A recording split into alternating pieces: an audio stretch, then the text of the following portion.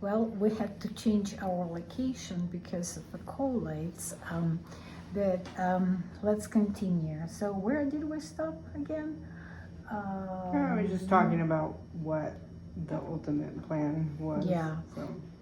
So, what do you think? What kind of patients? I mean, the population. Like, is it elderly or is it young generation, male, females? What do you think? So the benefit of how we're doing it by having, so our plan is to have separate living quarters. So essentially, just a bunch of tiny homes, so that they feel more independent. We will start with men because it is the highest population of individuals that deal with psychiatric issues or addiction issues. Not necessarily geared directly towards veterans, but that is kind of where our heart is. So we will definitely be reaching out more to that population to start with. But it will just be men, adult males to start. And then as we grow, we will add in adult females, and eventually we will have a space for youth, ages 12 to 18, just as, well, 12 to 17 based on state regulations. Yeah.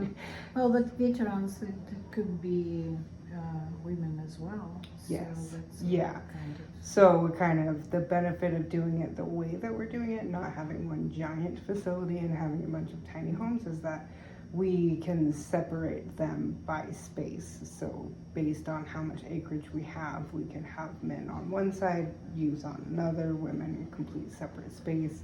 And then we will have a bigger facility in the middle that houses like the therapy offices and commercial sized gym and that kind of stuff.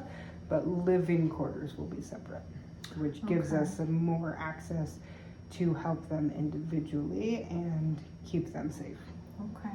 So you mentioned that that's where your hearts are about veterans. So your husband served? Yes, so my husband, he served in the Army for 10 years.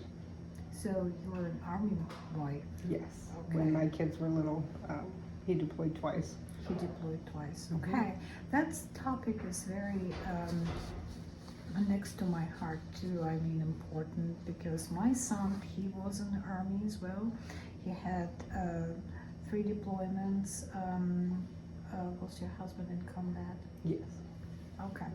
Then we are talking what we know what we're talking about, because that PTSD coming this combat experience and service, that's one of the not easy to overcome. Yes. Because one is coming that from your experience being in combat, then another one that your transition from that military camaraderie, you come to this civilian life, and everything is different, and you don't know what what you're doing, what purpose of your life and everything. Tell me more, because I kind of, that's you know, my son was going through it as well, and guess what? He is in school right now, and he's pursuing his degree in psychiatry. I love that. And he wants to work with veterans. Right now, he just wants to work for VA because he didn't see any alternative. But now we have you. Wow. You see, everything happens for the purpose.